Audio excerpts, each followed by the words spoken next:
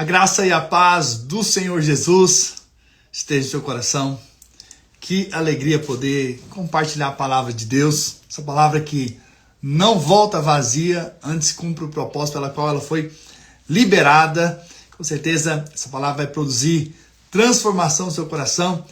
E hoje vamos compartilhar a história de um homem de Deus. Um homem que foi cheio do Espírito Santo. Vamos falar sobre Estevão. Com certeza tem princípios espirituais tremendos que nós vamos compartilhar nessa história de hoje. E eu creio que você vai ser edificado. Vamos orar? Vamos pedir para que o Espírito Santo fale conosco?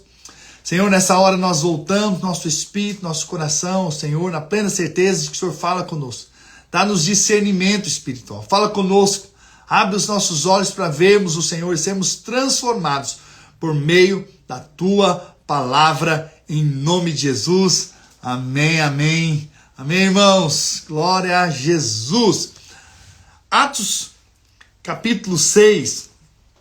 Nós vemos a história aqui da igreja que estava crescendo, estava se multiplicando. Havia ali crescimento. E quando a igreja cresce, também surgem necessidades. E então eles vêm para resolver essa necessidade que estava ali na igreja, ali em Atos. Atos capítulo 6, versículo 1. Ora, naqueles dias, multiplicando-se o número dos discípulos, houve murmuração dos helenistas contra os hebreus, um povo grego, porque as viúvas deles estavam sendo esquecidas na distribuição diária. Então os 12 convocaram a comunidade dos discípulos e disseram: não é razoável que nós abandonemos a palavra de Deus para servir às mesas. Mas, irmãos, escolhei dentre vós 7 homens de boa reputação, cheios do Espírito e de sabedoria, os quais encarregaremos desse serviço. Ou seja, esses que vão cuidar da assistência aos necessitados. Precisa ser cheio do Espírito, precisa ter boa reputação, precisa ser cheio de sabedoria. Olha o padrão usado para levantar aqui os primeiros diáconos, aqueles que servem à mesa. Então, aqui eles começam a estabelecer isso, porque uma vez que cresceu, necessidades apareceram, eles precisaram, então, distribuir funções. É assim que acontece. À medida que a igreja cresce, é necessário que, então, se levante outros que vão cooperar, que vão servir, que vão ajudar no dom, no talento, naquilo que Deus deu para a vida deles. Mas o padrão, o princípio começa a ser a partir de uma boa reputação, de uma vida cheia do Espírito. Entende? Então nós precisamos ter uma vida cheia do Espírito. E quanto a nós, nos consagraremos à oração e ao ministério da palavra. Os apóstolos estavam dizendo, olha, nosso foco principal é orar e cuidar do ensino da palavra de Deus. O parecer agradou a toda a comunidade e elegeram Estevão, homem cheio de fé e do Espírito Santo, Filipe, Prócoro, Nicanor, Timão, Pármenas e Nicolau, prosélito de Antioquia. Apresentaram-nos perante os apóstolos e esses, orando, lhes impuseram as mãos.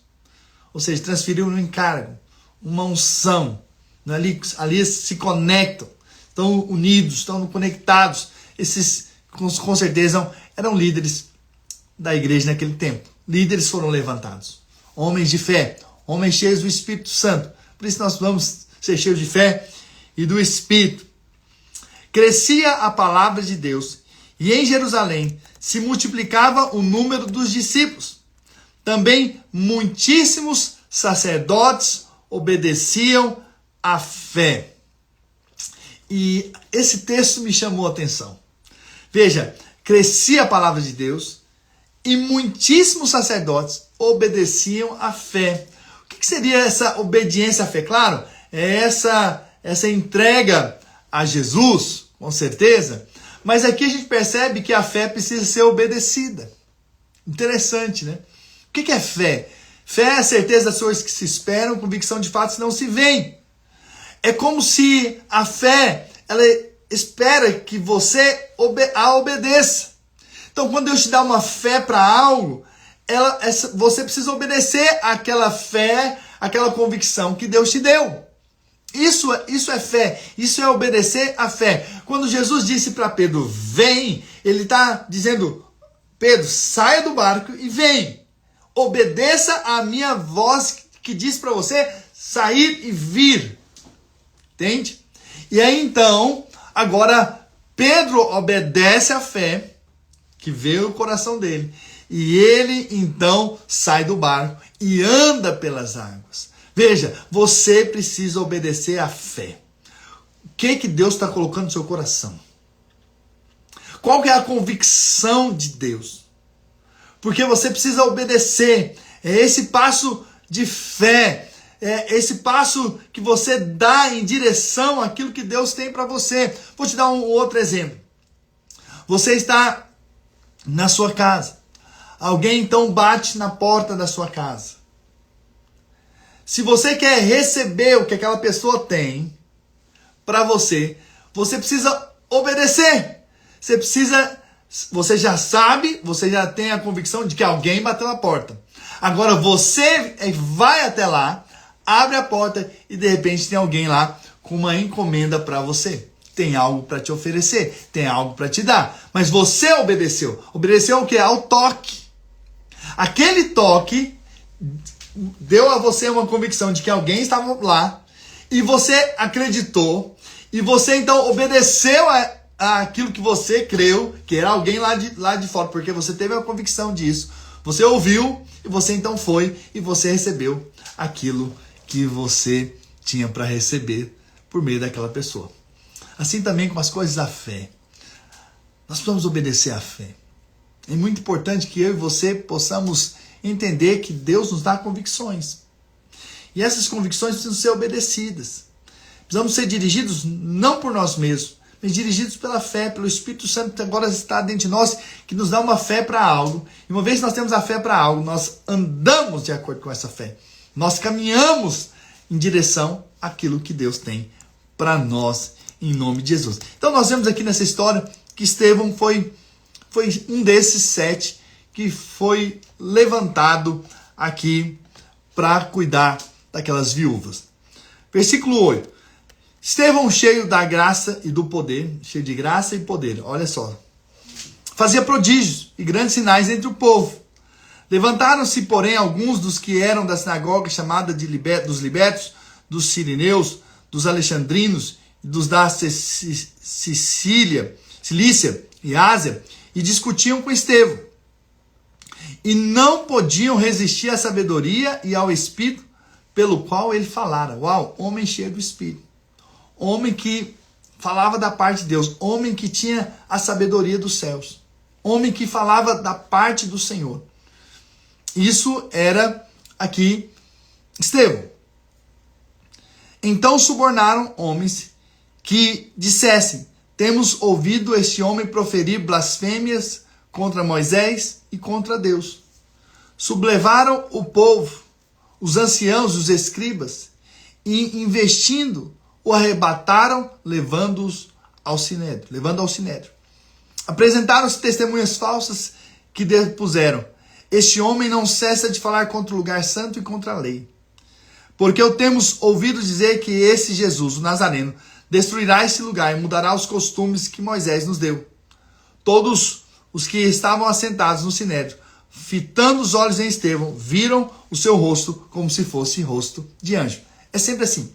Todas as vezes que você começa a ser um canal de Deus, a ser um instrumento nas mãos do Senhor, haverá aqueles que vão se levantar para se opor ao mover de Deus.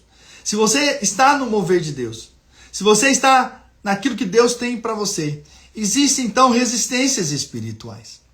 Existem maneiras como o diabo age para tentar te paralisar. Veja que quando Estevão falava, as pessoas ficavam tocadas. Não resistiam à sabedoria e ao Espírito que estava sobre ele. Havia algo na vida de Estevão, de uma maneira poderosa. E aí nós vemos que então vem a perseguição. Mais uma vez, nós vemos que o alvo do diabo é calar, é impedir com que homens se posicionem, homens falam, homens de Deus possam proclamar a mensagem do Evangelho. Veja, o alvo do diabo é te paralisar, meu irmão. O alvo do diabo é fazer com que você não fale das coisas celestiais. Que você não fale das coisas eternas, das coisas de Deus. Que você seja apenas aquele que está vivendo a vida, mas que não leva essa mensagem adiante, que não leva a mensagem do Evangelho. Mas Deus te chama para viver, de fato, uma vida cheia do Espírito. E o resultado de uma vida cheia do Espírito Santo é que você vai falar, que você vai liberar no mundo espiritual, que palavras proféticas serão liberadas. Então você precisa permanecer, você precisa fazer aquilo que Deus tocou no seu coração, para que você possa ser boca profética, para que você possa continuar falando da parte de Deus. E aqui é impressionante que o rosto de Estevão estava como de anjo. Certamente havia tanta glória na vida dele, porque ele estava tão cheio do Senhor, que era visível, se tornava visível a manifestação do Senhor, a manifestação da glória de Deus. E então Estevão é preso, e então ele é interrogado. No capítulo 7 diz: então lhe perguntou o sumo sacerdote: porventura é isso assim? É isso mesmo que eles estão falando? Estevão podia se defender. Estevão podia apenas dizer: não foi bem assim. Eles estão querendo colocar coisas que eu também não disse, ou falar coisas para me prejudicar. Estevão podia apenas entrar na defesa. Mas interessante que ao invés de ele entrar na defesa, ele foi falar acerca de Abraão, né? Que o Senhor apareceu para Abraão. Depois ele falou de Isaac, falou de Jacó, falou de José. Depois ele falou de Moisés, falou de Josué, falou de Davi, falou de Salomão. E você vai ler o capítulo 7 todo e você vai perceber que ele está falando acerca desses homens, da história desses homens, de como as coisas foram acontecendo ao longo da história, até chegar, então, naquele tempo, naqueles dias. Veja, Estevão estava cheio do Espírito, e ele então falava ousadamente, ele falava da parte de Deus, daquilo que havia acontecido, e daquilo que havia sido profetizado, e daquilo que tinha sido no passado, e que agora as coisas haviam mudado. E aí no versículo 51, diz assim, do capítulo 7, homens de dura serviço, isso falando para os religiosos, hein? E incircuncisos de coração e de ouvidos. Vocês estão duros de coração. Vocês não estão ouvindo com os ouvidos que deveriam ouvir a mensagem. Vós sempre resistis ao Espírito Santo, assim como fizeram vossos pais, também vós o fazeis. Ou seja, Estevão vai direto, confrontando a religião. Vocês estão tentando parar o mover de Deus. Vocês estão resistindo ao agir do Espírito Santo. Deixa eu te dizer, você que está me ouvindo, não resista à ação do Espírito Santo. Não lute contra o mover de Deus, entre no mover. Entre no mover do Espírito. Não critique outros. Não fale de outros. Apenas permaneça. Permaneça no mover de Deus, naquilo que Deus tem para você. Qual dos profetas vossos pais não perseguiram? Eles mataram os que anteriormente anunciavam a vinda do justo, do qual vós agora vos tornastes traidores e assassinos. Uau, dura palavra. Mas Estevão estava cheio do Espírito. Mas estava confrontando a religião, confrontando os religiosos, pelo bem que ele fazia, por aquilo que ele pregava. Veja, há perseguição quando você se posiciona em ser o que Deus tem para você. Existem inúmeras formas que o diabo resiste, que o diabo vem para tentar paralisar, vem para tentar te tirar do plano que Deus tem para a sua vida. Mas Estevão está posicionado. Vós que recebeste a lei por mistério de anjo, não aguardaste. Ouvindo eles isso, enfureceram-se no coração e rilhavam os dentes contra ele. Aquela coisa assim cheio de raiva, né? Enraivecidos, né? Cheios de raiva, irados contra Estevão. coração duro. Mas Estevão, cheio do Espírito Santo, fitou os olhos no céu e viu a glória de Deus e Jesus, que estava à sua direita. Olha, no momento de maior luta, de perseguição, em que aqueles homens querem matá-lo, ele está olhando para os céus e ele tem uma visão e ele vê a glória de Deus e ele vê Jesus à sua direita. Ele vê ali a visão do trono de Deus. Uau, algo extraordinário, algo tremendo. Ele viu, você sabe, no momento de maior aflição, olhe para os céus, olhe para o Senhor. Jesus vai estar com você. Jesus não te deixa, Jesus é por você. Olhe para Jesus no tempo da luta, no tempo da perseguição. Olhe para Jesus. Não olhe para as pessoas, não olhe para os acusadores, não olhe para as pressões. Olhe para Jesus. Olhe para o Senhor, você vai ver o Senhor. O céu vai se abrir para você no momento da sua crise, no momento da sua luta, no momento da sua debilidade. Olha para Jesus. Olha para Ele. E Ele vai estar te fortalecendo. E Ele vai estar com você. No momento mais difícil, o Senhor está ali. E Ele tem a visão de Jesus. Isso é Estevão. E disse: eis que vejo os céus abertos e o Filho do Homem em pé à destra de Deus. Ele testemunhou Cristo. No momento da sua luta, da sua perseguição, mais uma vez ele apontou para Cristo. Ele mostrou Cristo. Uau! Extraordinário!